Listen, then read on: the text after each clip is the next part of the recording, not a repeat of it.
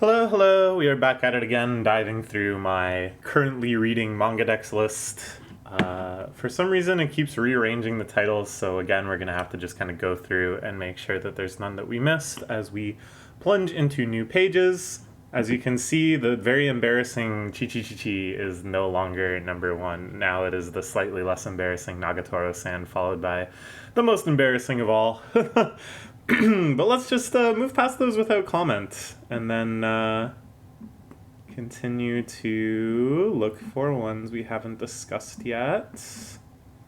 All of these have been discussed, as have all of these, I believe.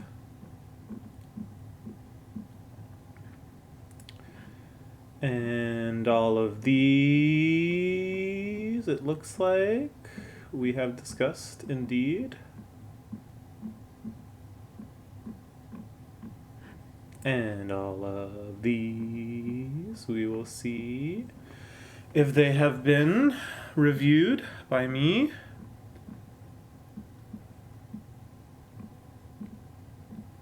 We could be getting close to some new stuff here. It's so strange. It's like it rearranges it, but it'll still stay on the same page, mostly. Unclear.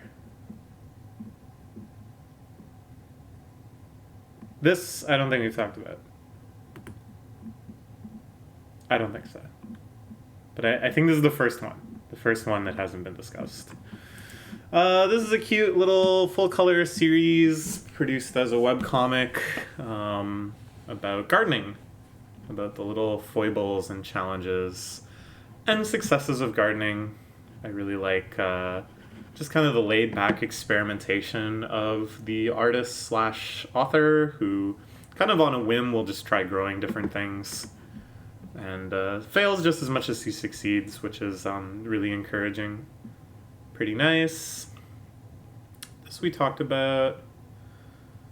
We talked about all of these. Oh, we didn't talk about this. Fukumoto All-Stars. This is another one that I would really like to see more translated of, because it's a lot of fun.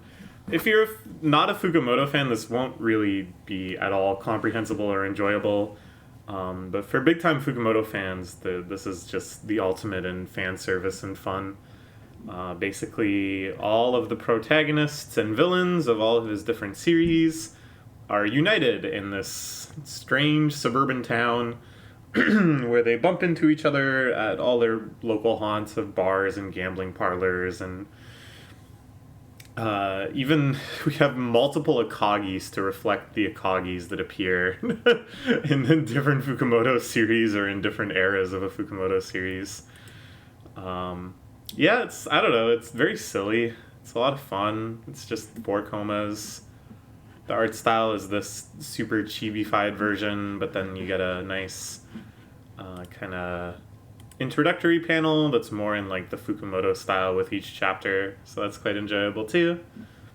I don't know, it's like all these characters are so lovable and endearing in their original series, but you only ever see them in such a limited capacity, right? Like, some of them kind of explore outside of the main gamble or conflict, like Kurosawa and some arcs and like Kaiji and stuff, but generally speaking, you know, you're really only going to see them at like a gambling table or in some other kind of crisis.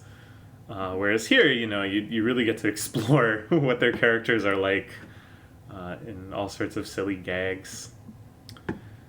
Middle Manager Tonegawa, another Fukumoto spin-off. This one looking behind the scenes at the Tei Group, this evil corporation that sets up a lot of the gambles in the main Kaiji series. So here we focus on Tonegawa, who's like at times number 2, at times number 3 in the Tei Company, and handles all of the logistics of setting up these gambling games. It's like pretty goofy,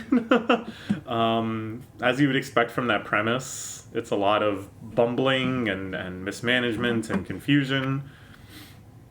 Unfortunately, a lot of it hasn't been translated, but there was an excellent anime adaptation that covered most of the first few volumes and arcs. It's very, very funny. The anime adaptation is hilarious. I think even if you're not a Fukumoto fan, you can just appreciate it. It has like a really good sitcom-y energy with the way these bizarre whims of the chairman translate into kind of goofy sitcom premises. Nice recurring little arcs and characterization of the once anonymous black suits, as they all have their own little schemes and ambitions, most of which fail hilariously. And then it actually gets into what I could only assume is sort of like Fukumoto and the collaborating authors, like real kind of understanding of what makes a good manager and how should you relate to your employees and what's a good way to motivate people. And then even more like, how do you enjoy life? Like, what is this all for? How should you spend your leisure time? How do you really appreciate things? And although these questions are usually in a context where Tonegawa has made some tremendous misunderstanding and is falling flat on his face and a lot of stuff is going wrong, the insights are still there and they're still sometimes very profound, or very interesting at least. Yeah, really cool, really fun. Fukumoto kind of tackling a subject matter that is a little outside of his wheelhouse, but still like a really fundamental part of the demographics lifestyle, you know. As much as he appeals to office workers that love playing mahjong, they're still office workers and they're going to enjoy this little satire. Good stuff. Kin no Tamago, this is something by the person who made Mitsuboshi Colors and Hitori Bochi. I gotta finish reading this. I only read maybe the first volume or so. It's about this manga editor. It's very cute art style, a really big departure for this artist who does mostly like kids having adventures and being little brats and stuff. Ooh, what's this? New series? Oh, could be interesting. Plan to read. So it's neat seeing them step outside of that kind of comfort zone and tackle office life. Just like we were talking about with Tonegawa. in the end, it's like all these people that work in manga are usually only one step removed from office life, as they engage often with the logistics and editing and all the other management stuff that happens at whatever manga magazine they work with. So it's a subject matter that I think is very near to their hearts. So that's something that they all want to kind of take a look at. This is an interesting slice of life series in that it doesn't really focus on an activity in the way that, you know, there's probably plenty of slice of life series about girls playing baseball. This one is about a girl who just becomes a fan of baseball and learns about all the teams and how to cheer and what the rules of baseball are so she can follow the games and why people like different teams and what the fun is of, you know, following a particular player and tracking stats. And I think that's really interesting because it's like this sort of second order experience is really just as common, if not more common in life than like the primary activity itself. And there's a lot to it. Like, not only I think is there a lot to it in terms of stuff you can learn, but the actual pleasures of fandom and the enjoyment of going out to games and stuff, like making a hobby out of that, I think is in it itself full of like unique pleasures that you can explore in this sort of genre where viscerally living the experiences and the pleasures of the characters is the whole point. Yeah, I kind of want to see more of this. Like, I want to see more second order experience slice of life where it talks about being a fan of something or following something instead of just kind of like creation and activity. I don't know. There's just so much to appreciate in life, and I want to appreciate it all via 4 comas where a group of like 3 to 5 girls does the thing. This is a silly ecchi series where a girl with big boobs is like a clumsy bartender. It's great. I think she's a bartender, or did I just say that because I thought she was carrying a beer, but in fact she's carrying like cup noodles. Now I'm not sure. I don't think she works in a bar at all. Maybe she doesn't even have a job. But I remember just finding it silly and pleasant. Gal and Dinosaur. Oh, this is a great series. I really wish this would get more scanlation. I thought it would get a bit more attention after the anime came out, which was done by Space Neko Company of Pop Team Epic fame, and had a pretty similar premise to Pop Team Epic, or format, I guess, where they would do like a lot of like skits almost from the original manga in a wide variety of different styles with guest animators. And then they also had long live action sequences at the end of each chapter, kind of going over the same plot points. Because this does have a plot, and there is plot progression and character development and relationships and all of that. Even though at the same time it is a very goofy gag-based series about a gal and her pet dinosaur. I really love the art style. A lot of it is like pretty sophisticated, and there's like a lot of detail in the backgrounds, and they always put a lot of effort into the gal's outfits. And then you just have this dinosaur who's like so flat and so simple. He's always making such funny faces. And it's like, I don't know, just that kind of contrast I think really comes alive in a manga. Yeah, I'm a big fan of this one. I wish we got to see more. I feel like they were just kind of developing the world and the characters more and more from what I read, and I wanted to see how substantive it was going to be, how far they were going to go. Like, would this eventually be a fleshed out, lived in world on the tier of like other slice of life series, even though at the same time we just have goofy Dino Gal. Very good.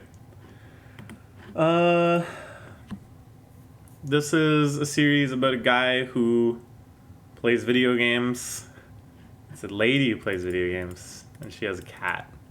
And that's it. Looks like it's gone on for 7 volumes now. We only got a few chapters translated. But I don't know. I remember this being like very, very down to earth. Like very just realistic, relatable experiences of playing games and of cat ownership. And you could tell it was just coming straight from the life of the author. But, you know, that's fine. I think this is something that manga excels in, the kind of like diary, relatable manga. I'd like to read more.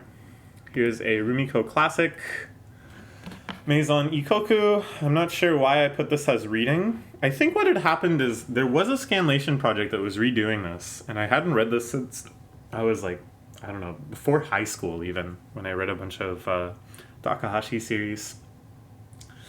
And I was like, oh, sweet, I'll reread this as it's being scanlated again. But then I think the scanlation got nuked, because this is a pretty like heavily Viz licensed series. I'm going to put it into complete for now, I guess. But yeah, this is really nice. I think as far as Takahashi series, this is in one extreme for like realism and slice of lifeness and romance. And then it, you know, extends all the way to something like Urusei Yatsura or like Inuyasha, I guess, are on the other side. I mean, like, they still have romance elements, but they're much more action-oriented, battle scene-oriented, very silly and unrealistic. Well, Inuyasha's not silly, but you know what I'm saying, I hope. So I think this occupies a really interesting corner of Takahashi's portfolio. She didn't really make too many series like this that are just kind of so down to earth. But I really enjoy it. I'm going to give it a star. I think it's one of the classics of the genre for a reason. I do want to go back and read it again. I feel like there's so much of it I've forgotten. But I just remember it being like so cozy.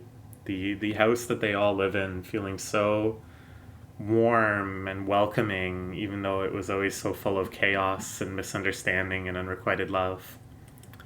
Lovely, lovely series. Yeah, it feels like they probably nuked it when Viz started doing their official re-release in this collector's edition, which is really, really nice, by the way. My boyfriend has been buying them. Yeah, we'll read it again sometime. One Piece Party. This is a really goofy One Piece pseudo-parody series. This, again, was getting a scanlation project, and then I think it got nuked, and I'm not really sure why that happened, because it's not like this is getting localized. But it's essentially just like little parody, gag-by-gag retellings of real One Piece arcs, where they just subvert your expectations, and there's lots of little sight gags and running jokes and stuff. So it's just, you know, for fans of One Piece to kind of relive a lot of these things in a goofy way. It's like that One Piece in Love that we talked about earlier too. I'm totally fine with them just making infinity of these because I love One Piece so much and I just want to celebrate my happiness with it as much as possible. So who knows if we'll ever get to read more of this. I have no idea why. Oh, maybe I was reading it via Manga Stream.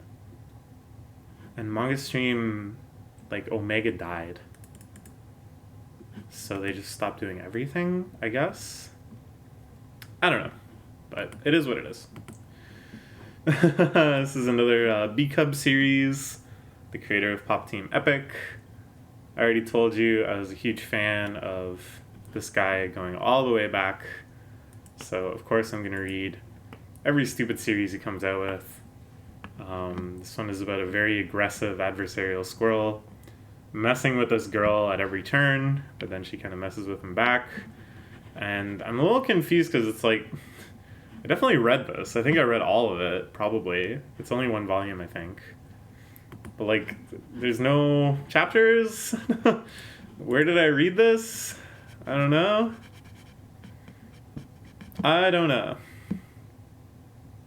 But, they got some of the old school Chen doujinshis and stuff. Yeah, B-Cub's a genius. I gotta read all of his stuff eventually. Okay, we're on the last page, and this might actually be a pretty short page because it's just the spillover from all the other full pages.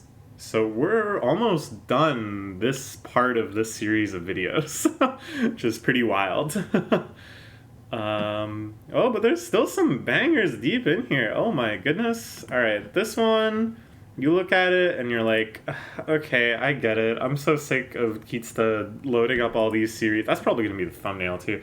Loading up all these series where on the volume cover there's just some girl with big boobs. And then Kitsuta just awkwardly stumbles through and is like, it's actually pretty good, guys. This one's actually pretty good though. It's just like a very nicely paced rom-com where you just learn a lot about the characters in a way that really like humanizes them, makes them feel three-dimensional. At first she seems very intimidating and kind of perfect, but then you learn more of her quirks and flaws and charm points and eccentric interests and stuff. And I don't know, it doesn't feel like it's just kind of trying to make her more moe, but instead developing, a realistic person. And same with our male lead, who starts off very like nebbish and milquetoast and shy, and then you get to learn his charming points too, and why she might be interested in him. It's pretty silly, like a lot of recurring jokes and silly gags and stuff, but it's been nice. I've been enjoying it. I've been reading it since it started ish. And I think the pacing and development of the romance has been really nice. And I'm excited to see where they go from here. It's not bad.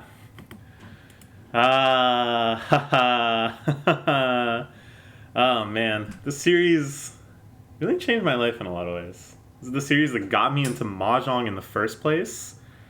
And if it hadn't been for this, I probably wouldn't have gotten into like Fukumoto series as much as I had. Because I probably still would have watched Kaiji and been like, yeah, that's awesome. But would I have gone and read Akagi and then just kind of become a general Fukumoto fan and sought out a whole lot of his other works? Would I have kept reading Kaiji into the Mahjong arc and been so hyped up and tense about that? I don't know. It's like my whole path in life could have changed. Really more because of Fukumoto than because of sake, but I think sake was the gateway drug there. And the reason I got into sake was because of Saimoe. Saimoe, is it still running? Looks like the international Saimoe is still running, which is like fake Saimoe. But the OG Japanese Saimoe, I don't know if it still happens. But I used to follow this like very closely. Which the Saimoe is just a tournament between girl anime characters to see who's the most moe. One year, Saki was just dominating, like completely crushing almost every single battle. And I wonder if I can find just like infographics or something. What is this? This seems to have a lot of stuff on it. No, that's International Simway. Anyways, I was like, okay, well, I gotta see what this is. And then I'm like, oh, it's Mahjong, okay. And then I'm like, all right, well, I guess I gotta learn how to play Mahjong. And here we are, all because of Simway, which I learned about on 4chan. I don't know, you think about this causality in your life, and you're like, so bizarre. So what about the series itself? Well, there's a lot of good to it and a lot wrong with it. I think the idea of playing Mahjong with superpowers is actually really, really cool, because it just adds like a whole other dimension to the game. Where, yeah, they're cheating, but they're cheating within their own rules and their own systems for how they can manipulate draws, or how they can perceive information from other people's hands. And it just leads to like a lot of excitement and a lot of strategy and a lot of personality coming out with the characterization and the powers. So in terms of Mahjong action, I think it's actually really fantastic. It doesn't have like the rigor or the depth of something like a Kagi, but it's like all still there. It just kind of shifts the focus a little bit to a layer that's no less strategic. There's a lot of like long-running mysteries in the series that I think are quite compelling, and they do an excellent job of kind of building up and hyping up characters that are just kind of like lurking on the horizon of the tournament. They spend a long time going through the games, which I actually appreciate. Like, I think that just builds so much suspense. After, when did this start running?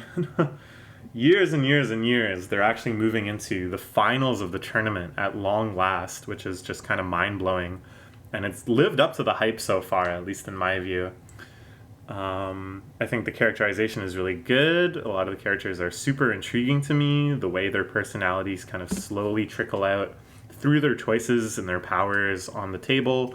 And then there's a lot of kind of like slice of life action between the major arcs, where you learn a lot more about the characters, and they're all just very endearing and have moving backstories and all sorts of kind of great Yuri connections between each other. Yeah, I don't know. I think there's a lot to praise. Like, I think in terms of just the hype of Mahjong, there's not much that beats this in my eyes. I think because of the powers and stuff, it's just so high stakes and exhilarating and exaggerated. Downsides, there's a lot of fan service, a lot of like really fetishy fan service that's definitely going to turn off a lot of people. That's just a fact of life, and it's been ramping up more and more and more as Reitz kind of embraces the audience since 2006. There we go.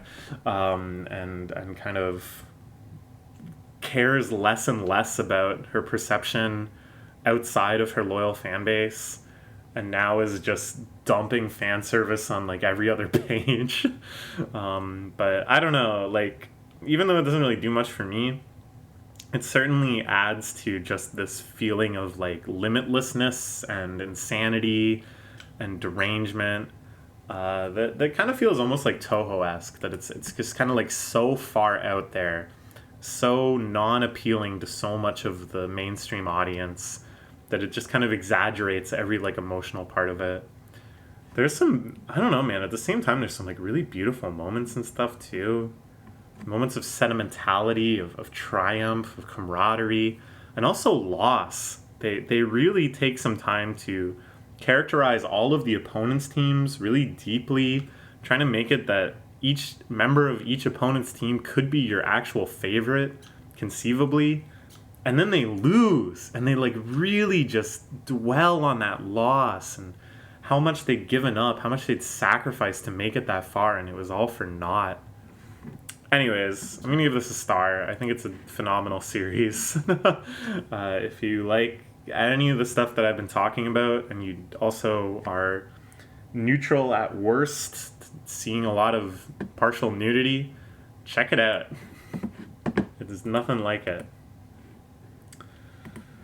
Here's a series I really got to get caught up on. Oh my lord. I was getting caught up on it, and I was staying caught up on it for a while. But now I'm like, probably a dozen or so chapters behind, right at such a crucial point too. Anyways, this is the remake of the One Punch Man webcomic, which we'd previously discussed, which I'd previously praised. The remake is done by Murata, who's one of the most gifted artists working in the medium right now. And he goes all out on this. Some of the most dizzying action sequences and explosions and just everything. Everything is so cinematic and over the top. I think in terms of just translating the frames of the manga into like a movie, this is one of the most powerful things in the entire medium. It deviated quite a bit from the webcomic in the recent arc, and I suppose in recent arcs, kind of arcs leading up to it. It's really extending a lot of things in the original series and making the plotline a little more cohesive, foreshadowing stuff more. And then also just throwing in totally new concepts, totally new things that, like, who knows what the heck the payoff is going to be? Who knows where the heck they're coming from? What kind of the overall intent is? It makes the series feel very tonally different than the webcomic, which, although still, like, very intricate and largely planned and, full of very rich, cohesive world building, definitely had the sense that one was just kind of having fun as he went, and that it was more about kind of the joke of each arc than really like setting up so meticulously some foreshadowing or whatever. So I don't know, in some senses I don't like it as much. Like, obviously the presentation is amazing and it's just kind of jaw-dropping to read and really enjoyable, but it loses some of the charm and it feels kind of more calculated. Like, they're kind of leaning into what the fans liked about it instead of this totally free outsider spirit, just kind of making this bizarre project. I don't know. It's good though. It still gets a star because I think in terms of shonen action, there's very little that kind of has the same thrill. And if you just appreciate the medium in terms of structural stuff like paneling and the sheer quality of art and kind of giving a cinematic feel, there's really very little that compares to this. But I don't think it's strictly better than the webcomic or anything. They each have a lot of validity. Okay. Moving on. This is a rom-com that at first you're like, oh my god, enough with these perverted series. But it's really not that perverted. Like, yes, sure, it is all about fondling boobs. About this girl who becomes totally enamored at first sight, seeing this other very busty girl. And then they enter into this very strange arrangement. At first, it's pretty gag-based, just kind of about how silly this arrangement is, that they're, like, totally non-romantic, non-sexual, just appreciating. But then, as the actual feelings develop, and the cast expands a little bit, and they start to kind of view their relationship in a greater context, and start asking themselves, what does this really mean? How do I really feel about this? What do I want from this? It becomes very heartfelt and very, I think, beautiful in a lot of ways. I think something that's very joyous about Yuri is the idea of a relationship kind of blooming out of something that may seem somewhat inconspicuous or without any sort of pressure or overt intent, but just very naturally emerging from the feelings as they're developed. Did I not read the latest chapter of this? Oh man, I gotta get on that. Great series. I'm really enjoying it. I think the progress in all of these directions I mentioned has been at a very nice steady pace, while still kind of leaving time for funnier chapters, more inconsequential chapters, goofs, misunderstandings. I kind of like Yuri that strikes this balance where it's not too dramatic, but where the drama exists is usually more in like the positive, the sentimental, the romantic progress. And there isn't so much seriousness in terms of the things that are like setbacks, misunderstandings, miscommunications. Those are given a very light touch and are kind of like more funny chapters. And then the actual heartfelt romantic chapters, those are like the serious, not so funny chapters. I don't know. It's good. Tempted to give it a star. Nah. It's nice though. It's nice. Okay, this is the latest arc of Kaiji, which currently is running. Hopefully this isn't too many spoilers for readers of the other Kaiji arcs, but Kaiji has finally won big, taking the Tei company for 2.4 billion yen. But as the title implies, they're not going to have it easy. Tei is telling Kaiji, you're a fool if you think we're just going to hand over this money, even though you won it fair and square. So Kaiji and his two accomplices have to set off, trying to figure out a way to safely access the money, flee their pursuers, and it's phenomenal. This is becoming one of my favorite arcs of Kaiji ever.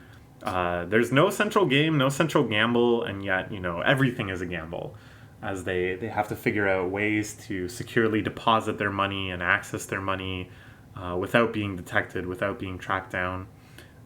Just tons of characters, so many settings, so many little mysteries, so many twists, so many schemes and counter schemes. It does the excellent Fukumoto thing of switching back and forth between the perspective of Kaiji and his pursuers, such that you can really kind of see them each as the protagonist and figure out what are they seeing, what are they not seeing, what assumptions are they making, what plans do they have in action. It's suspenseful and intense at times, but it's also one of Fukumoto's most lighthearted and pleasurable series, with lots of times for them just to indulge in their success and feel relief and feel camaraderie and happiness and triumph. It's just really wonderful. It's so funny at points, too. I think this is one of Fukumoto's funniest series, too. Like, I don't even want to get into it. I don't even want to begin to spoil it or anything, but oh man, it's so good. I feel like with this, Kaiji as a whole is going to end. Again, not wanting to spoil too much and get into why, but we could be seeing the entire end of the entire series soon enough. So if you've ever been curious about it, I really suggest, even if you don't feel like getting caught up on the 5 parts before this, you can hop into this one with not all that much context needed. Like, he just won a bunch of money. That's basically it. And now he's got to get out. I'm so excited to see what's going to happen next. I'm so happy that Fukumoto Crazy, after some weird rough patches that I won't begin to explain, is now back in full force, coming at it with pretty consistent translations. It's just great. I'm gonna give this a star. I think it's one of the best Fukumoto series. I don't know, man, because for so long I've just loved the character of Kaiji. I've loved him in all the previous arcs. His brilliant brain, but his weird complexes and addictions and his weird moe shortcomings. and I think this is the series that highlights it best. This is the part that really lets Kaiji shine as a human. Okay. Hana ni Arashi. This is a lovely, laid-back yuri romance series that has some nice little feelings of intrigue and secrecy, that they're dating without all of their mutual friends knowing. I think it strikes a really nice balance between that kind of tension that exists in Yuri, while still, of course, indulging in all the lovely romance of them in this committed relationship. I haven't gotten caught up on this in quite a while. Again, just my kind of hesitancy of reading Yuri in the last couple of years. It's quite emotionally intense. But I remember really liking this one. I think I'm going to give it a star. I think it's like, just, I don't know. Why do I like it so much? The art style is really nice. The romance element is really nice. I think it just has this like very nice tonal balance where it feels really realistic and yet idealized and beautiful in all the right ways. I don't know, and it's still running too. It's one of the longest running Yuri series that hasn't just kind of become slice of life or routine, but as far as I know is still having substantial dramatic arcs that push forward their relationship. Very good. Made in Abyss. This is one that's received a ton of attention because of the anime and stuff. It's become somewhat of a crossover hit in the anime, but I don't think many people have converted to manga readers because all of this stuff, this,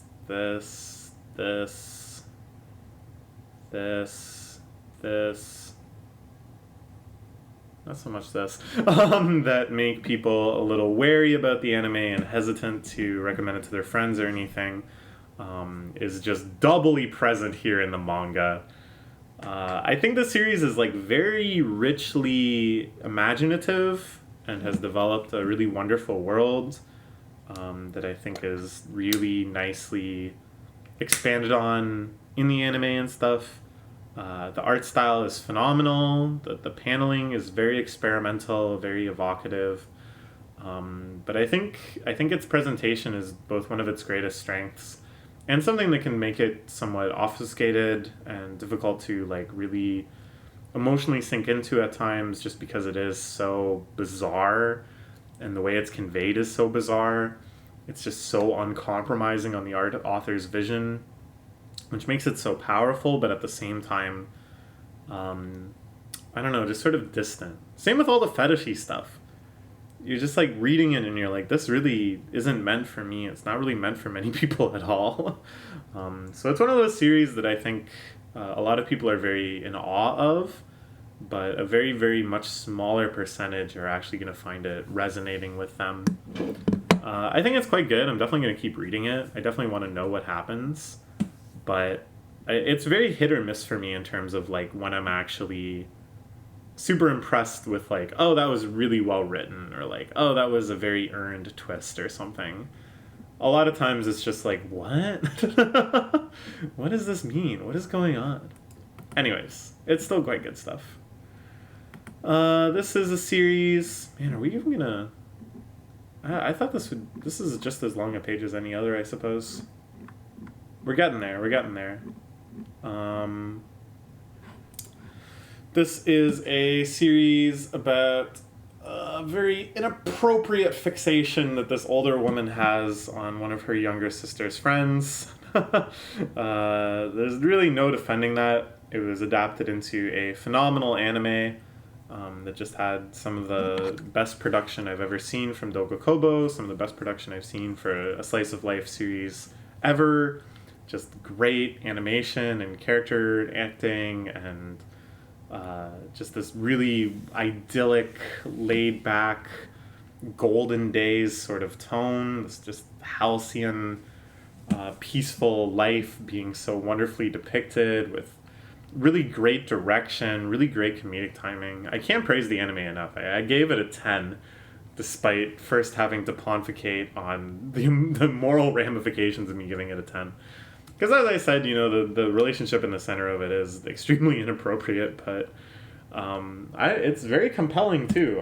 I got to admit, like, just the way our main character is characterized as so pathetic and so awkward and inept. It's not even so much that you're like rooting for her, but it's like the sensation of watching a train wreck that you can't look away from, and then seeing the train miraculously right itself back on the tracks again and again, and you're like, this isn't how it should be happening, but nevertheless, I can't look away. Yeah, I don't know. It is what it is. I'm going to keep reading it. I feel like there's a lot of directions they could go that would be really offensive, but who knows? Maybe they'll be able to strike kind of a more balanced ending. It is what it is. That's what we can say. Here's yet another Maid Dragon spin-off. This one I haven't read that much of. I'm going to pop this into a plan to read. This one's all about Kana. I think it's, again, very not fan service driven. I'm hoping it doesn't really have any fan service at all. Because as much as people are like, oh, Maid Dragon's like full of lolly core stuff, not really. Like, they don't really like sexualize Kana ever. They just have her weird relationship with her buddy she's so fixated on her. Like, I'm not going to say, oh, it's appropriate, oh, it's not fetishy, oh, it's inoffensive, but it's at least not, like, gratuitous fan service or anything. So I hope they don't deviate that from in this spin-off, and it's still pretty above board. Because, I don't know, it's probably nice. It's probably relaxing. Probably has fun stuff. This is a series by the author of Nichijou. Didn't get scanlated very much. I was reading the official English releases for a while. I should pick up on that. It seemed quite fun. It was situated all within this one city. A little more down to earth than Nichijou, but that's not saying much. It's still extremely wacky and extremely bizarre and full of really just esoteric gags and stuff, but now there's more of a wholeness of like characterization and place and stuff. I don't know. I want to see more what happens in it. It doesn't look like the scanlations will pick up, so I'll have to go to a fictional English localization, which is fine. This I should finish reading. The last chapter's out. Yeah, this was like a weird, not really ecchi series. Like, there wasn't actually like fan service in it. There's just a lot of description of like lewd acts and stuff from this perverse girl that goes around sexually harassing all of her Monster Girl classmates, basically asking, where are your genitals? How do you masturbate? Things like that. Very light comedic tone. Most of the girls just flirt right back with her. And I don't know. It was like exciting to see how many character designs they could come up with. Because in almost all of these chapters, you're introduced to one or more new monster girls. And then a lot of them are brought back in different contexts and stuff. I don't know, it just had like a really nice charm to it, a really nice atmosphere. I don't know why I didn't finish reading it. I should finish reading it. And I can move it into completed. This is After School Dice Club. It got an anime a little while ago. Now we're in an awkward situation where there's kind of like two... Oh, I should read this. I thought I got caught up with all of the localization, but I guess I didn't. For a while there was like a gap. Oh, here's the gap. Just kidding. Haha. The gap seemed to be that they just started with like the latest volume they got their hands on. So I don't know. I don't know if I want to cross this gap or not. Like, it's a slice of life series. I'm not going to miss like some huge revelatory change that makes me totally confused as to what's going on. But there is a lot of like character development and like character arcs and stuff, so I want to see that through. I don't know, I'm conflicted. Anyways, it's good. It's really good. I think the art style is nice. The characters all have very nice personalities that are kind of play to some sort of archetype that comes out while playing board games. Oh yeah, they're all playing board games. While still feeling very realistic and grounded and like functioning in all of the other aspects that are depicted as well. Generally, each chapter will feature a board game being played that's like a real board game that you can really buy, and it gets into not only the rules but like the strategy and kind of like the next level that makes it so interesting. There's also a lot of discussion of what makes a good game. One of the characters is an aspiring game creator, and you get to see her iterate and expand her game, with the characters offering really nicely articulated constructive criticism that I think it's like really admirable to kind of show this creative process, like warts and all, to have her fail a few times, to have her friends say, it's really not that fun, how can we make it more fun? I think it's just like a really honest look at how games are created. They often do sequences where they're kind of within the game and they're depicting sort of the fantasy of the game, which I really, really like. Another weird quirk is that all of the adult male characters are like extremely buff, like army dudes. And then there's some kind of side story chapters that look at other people that could conceivably be playing games. And, eventually you see the connection with our main characters. I read one just a bit ago. Yeah, this one. Okay, so they are now going back to, like, close the gap, this other group. Okay. We'll get there eventually. It's really nice.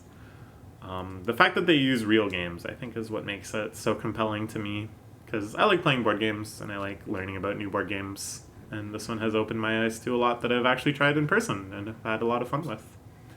So hopefully it'll get finished scanlation eventually. I'm leaving this open because I want to read the last chapter. This is a series about girls who are rail fans. So this is, again, it's sort of like a second order activity, but then they actually go out and ride the different rail lines and talk about the scenery and talk about the different cars and stuff, which is a lot of fun. But it's like accessible. It's not like they're trained conductors. It's not like they're railroad engineers. It's not like they have any sort of exclusive access that readers of the series wouldn't have. So it does kind of feel like that second order, like, fandom type thing that I was talking about with the baseball series. So it's kind of nice. Again, you learn a lot about railroads. And the characterization and stuff are kind of what you'd expect. It's a 4-coma about girls getting into a hobby. What more could you want? This is one that I read maybe the first volume of or so, but it's fully scanlated now. I'm going to put this into plan to read, but I don't know, it's just like about a good guy. He's just a good guy, and he's doing his best, and we like that. Oh, this is a really lovely... What? Where'd it go? What the heck? I like this one so much that I was gonna be like, I might just reread this right now. What in the world?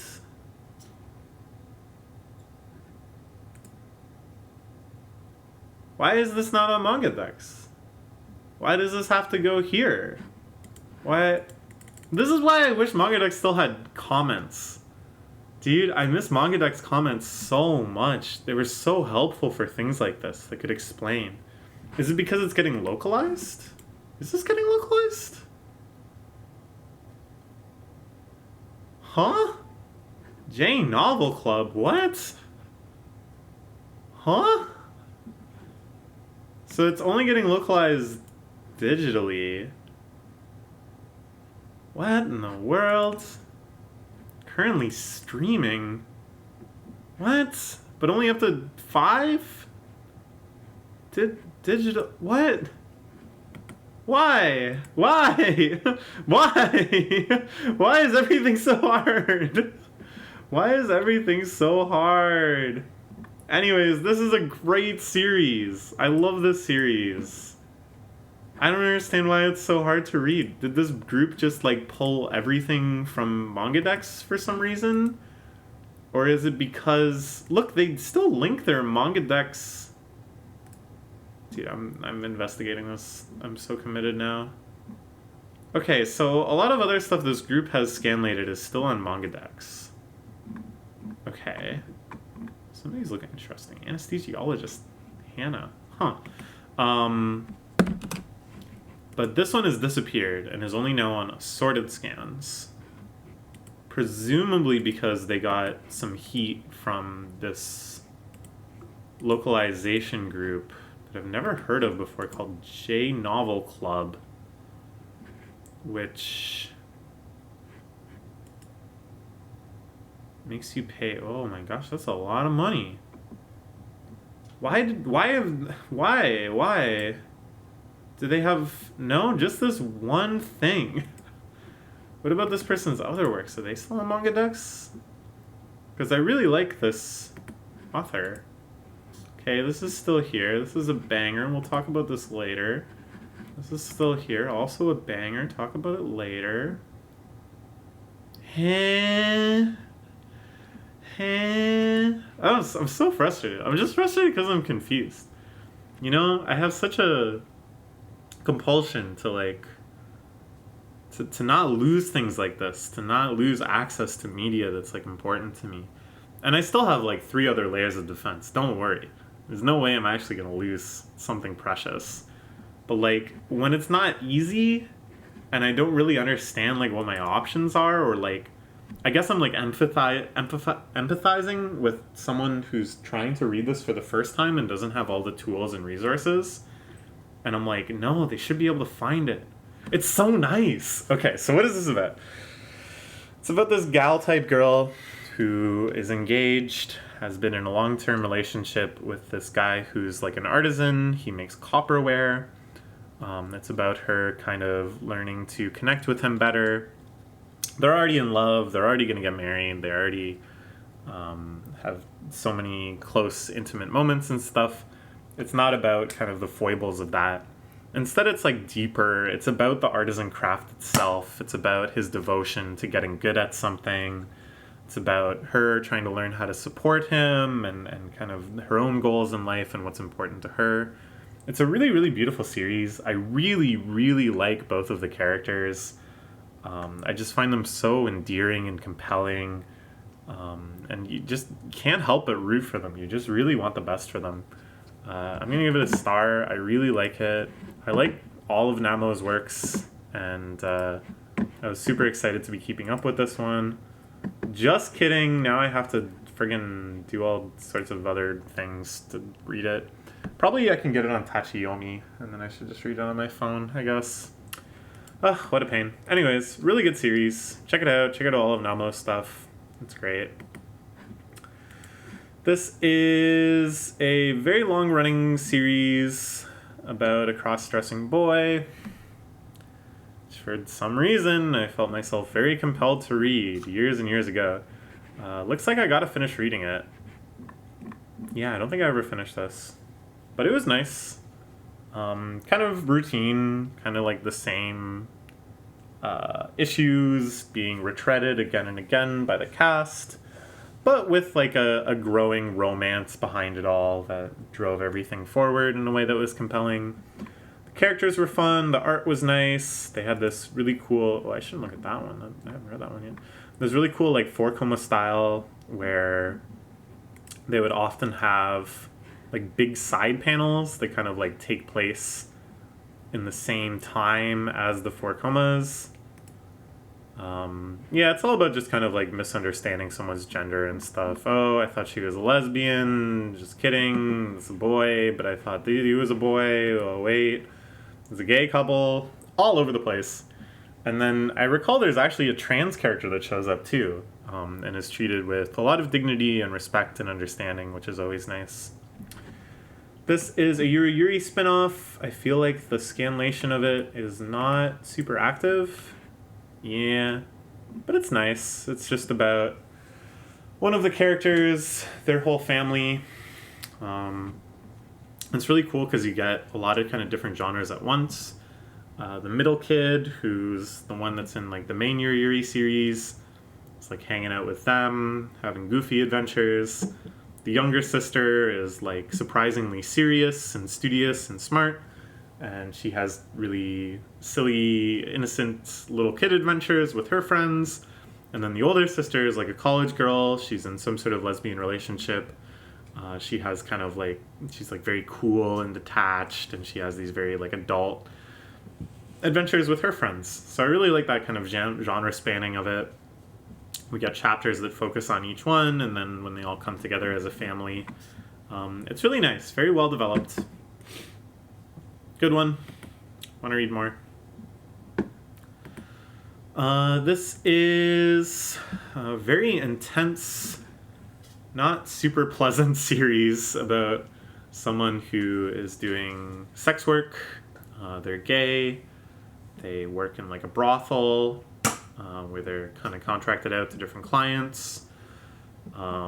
It's very open and honest about the risks and unpleasant aspects of this line of work, without being moralizing, without being condemning, very empathetic as to why things are the way they are, and even empathetic to all the clients, even the ones that are kind of jerks or worse. It's all true to life. These are all experiences that the author had that he's compiling in this collection of comic essays. Yeah, it's pretty heavy, but I think very good, very empathetic. You learn a lot. about an area of life that it's all too easy to kind of turn a blind eye to. Check it out if that sounds appealing to you. The art style is like super minimalistic. Or the main character is, and then other things kind of have this like very sketchy vibe. But they really kind of get into like the philosophy of doing this sort of work, and like what does it mean to sell your body, and what are you really selling when you do so, and then it kind of dives into society as well, of like,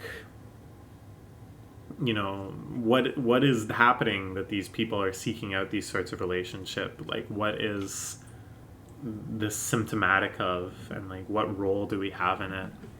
So yeah, very nice. This is another cat ownership series. Oh, it finished. Okay, I should read it. It's about an old cat, which is nice. I think a lot of times people focus cat writing on kittens and very lively cats, but there's a lot of beauty and dignity and weirdness that happens at the end of a cat's life that the series really explores. Very cute, very nice art style, cute and minimalistic. Just kind of all about these miscommunications and understandings, and lovely, very lovely. This is another Yuri series. This was called Shell and Eterna Rock, I think, originally, in the doujinshi version, and then they made a full manga version of it. I'm a little confused. Wait, I thought these were both the same, and they were also called Shells and Eterna Rock, about two girls that meet in university, and they make a band together. It's kind of romantic, kind of... Okay, so this is the doujin series. Okay, I read all of this somewhere else, maybe on Dynasty Scans. And then this is the manga version, which I was reading, but I'm like very far behind on.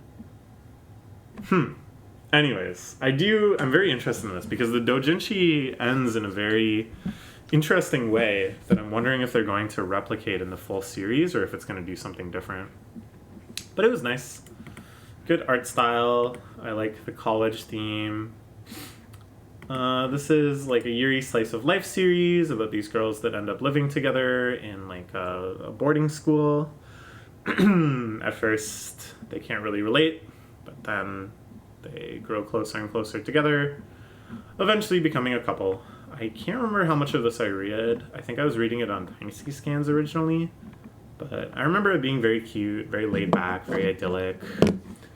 I think it's a 4-koma, right? Yeah, it's nice. This is how I became a Pokemon card.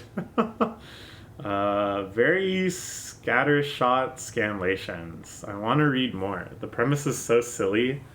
It's like a little story of a Pokemon having some adventure or some struggle or whatever, and then it kind of ends with some moment that's like freeze framed, and oh wow, that's the art that's on one of the really classic Pokemon cards. And it's done by one of the artists that does a lot of work on these Pokemon cards. I don't know, it's just very cute, the idea of like, well, what's the story of the Pokemon that's on this card? Like, what were they doing? I really like it. I just love the art on Pokemon cards in general. Lately, especially like the rares and stuff have become so garish with its like super rainbow holographic whatever. But I think the ones that just kind of show the Pokemon in some sort of like slice of their life or whatever in their natural habitat, and just the variety of like art styles and characterization of the Pokemon, and I don't know. I really like it. So I like the series that focused in on Pokemon card art. We'll cover this one. Wait, do I have time? I don't really have time to go that much further. We're at the hour. Okay, we'll talk about this next time. It's silly. Okay, that's all for now. Bye-bye.